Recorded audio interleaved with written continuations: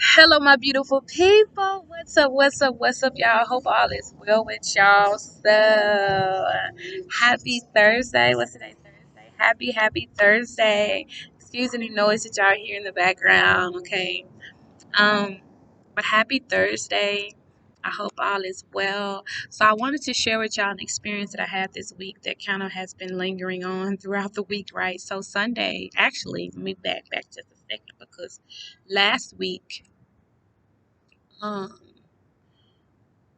Last week, my pastor he inboxed me and was like, "Hey, it's a surprise. We're going to be celebrating our first lady." Um, he was like, "I'd love to have you in the building." I'm like, I'm there, no problem. I'm in there, right? Um, so I was like, okay. And I reached out to the woman who was, coordinating the thing, and she was like, "Hey, we're buying cards for the first lady." And I was like, "Okay, a card." And I was like, "Okay, I can write her a nice, pretty little poem or whatever in the card, and I can give it to her." But when I tell y'all, I was on the way to the store. I'm walking to the store, and bits and pieces of her poem started coming to me. So I'm like, "Okay, I had to stop. Like I had groceries in my hand, y'all. I sat down on the curb, on the sidewalk, to make sure that I made sure that I, set on the sidewalk, so that I could write this stuff down because it was coming and it was just flowing so freely, right? And so once I got everything out, I get back to the house. Next day, of course, forgot to get some stuff from the grocery store. On my way back to the grocery store. So more stuff started coming, y'all. Had to sit back down. This was before I got to the grocery. I had to sit back down, right? And so that Thursday night before service, I reached out to my pastor. I was like, "Hey, I know this is super last minute." I was like, "But hey, is there any way I can do a poem? I could perform a poem, for the first lady?" Um, and it came so naturally. It came so freaking naturally to me. Yeah, so y'all, I'm on the way to the grocery store, and um I sit down on the side, and because I'm still getting overflow with the lyrics and of the poem. And I reach out to my pastor. I was like, "Hey, I know this is last minute, but is there any way that I can actually um do a poem for First Lady this Sunday?" And I know, like, in his head, he was just like, the audacity of her to reach out to me 2 days before service. 2 days before service, right? But I was confident that that God was gonna have my back on that one, because it was God's fault. God didn't deliver the poem to me until that day, right? Wednesday and Thursday, right? So I was confident that as long as I did my part, God was gonna do God's part, right?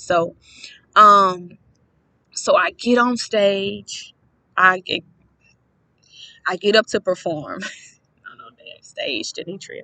I get up there to perform, y'all, and I'm already in tears. Like the spirit was already heavy. It was already moving, y'all. So I'm already in tears. So and then so I get up and I perform. And halfway through, like, I was like, my tears were so heavy I could barely see the words. Like, I had to stop and literally take a deep breath in the middle of the poem, y'all. The middle of the poem, I had to stop, take a deep breath. And by the time I finished the poem, I'm in tears. She's in tears. The people in the church are in tears.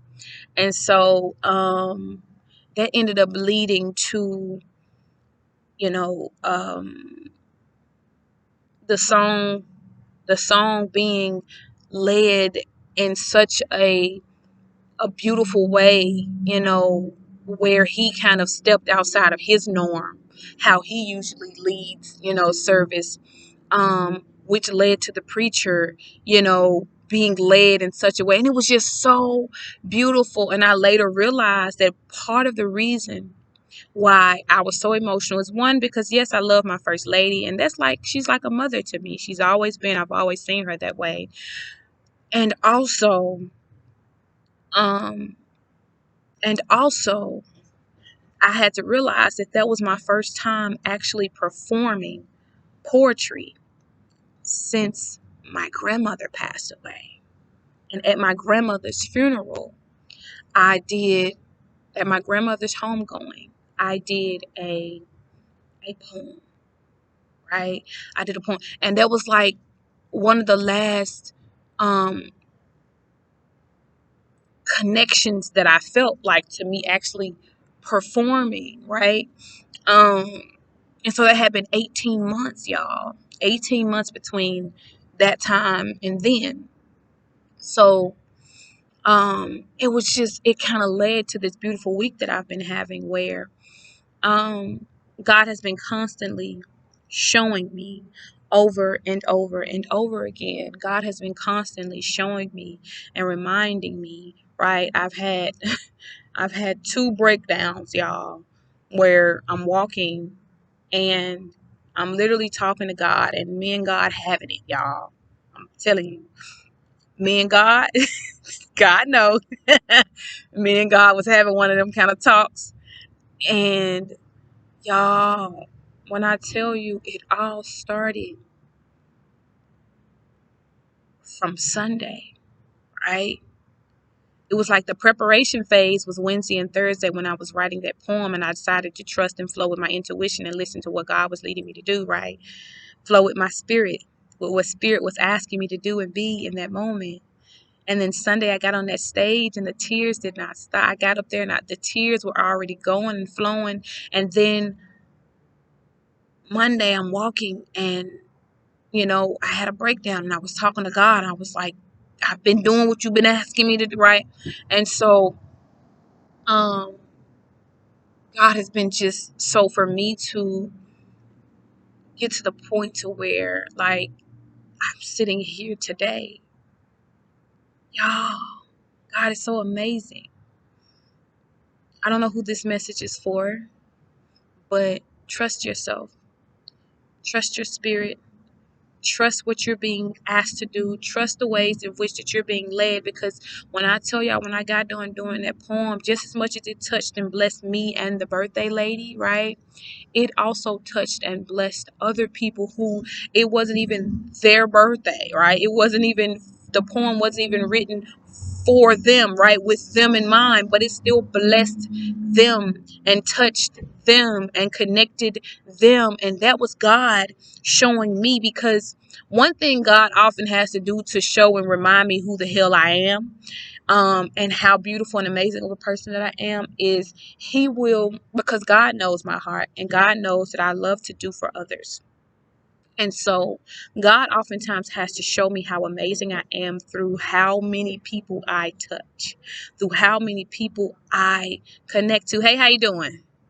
Through how many people I touch, through how many people I connect to, through how many people I help to heal and bring a sense of compassion or empathy or sympathy or grace or whatever it is. God oftentimes has to show me. God oftentimes has to show me through um, how I continue to show up for others. God oftentimes has to show me in all the ways that I show up for other people. Because and that's the part that God is still working with me on. It's like oftentimes me showing up for myself, it's just like, oh, what is it? You know how sometimes like we can heal ourselves, or we can do an amazing job with ourselves and work in ourselves, but we don't see it until other people start to see it. We don't see it until how other people become affected and touched and guided by that very thing that we minimize in our own lives, y'all. And that's the part where we as human beings, we tend to, y'all, this is God talking, because I wasn't even planning on going here with this message, but we tend to, demean or demoralize or lower our value of self, right? until other people gets involved. And those same things that we viewed as so little, when other people start recognizing it and acknowledging it and seeing it for what it is, we start to recognize like, oh, I am powerful. I am an amazing healer. I am a lover. I am compassionate and beautiful and amazed, right? I am all of these things. But we have to, this was God's way of trying, or not trying, God's way of showing me, because I got the message this time, y'all. This was God's way of showing me that I have to start seeing the beauty within, right? By and by helping me to reawaken within myself, and to show me that I am helping to show me that my words are powerful. I am able to literally open my mouth and help heal others. I am able to give a hug and help heal people. I am able to use the gifts that God blessed me with. The things that are so, because they're so normal to me. They're so normal and so usual to me, right? Because I've always had this tongue, right? I've always had this mouth. I've always been this wise, knowledgeable, intelligent, strong, beautiful. I've always been this person, right? Just on another frequency now. But God is showing me like I have to start sharing that and giving that and being that and believing that I am that. You got to believe it. Um, so it's amazing how one thing, one decision, one decision, y'all, one decision one decision can literally change the trajectory. It can change and alter how you view life, how you view the world, how you view yourself, how you view your future, how you view your present. Um, so, whomever this message is for, y'all, um, my hope and my prayer for you is that you utilize your gifts. You utilize the things that are so amazing within you, and you begin to see those things for exactly what they are. Um, No more minimizing those things. No more making small of those things. No more shortcutting yourself. No more making yourself small.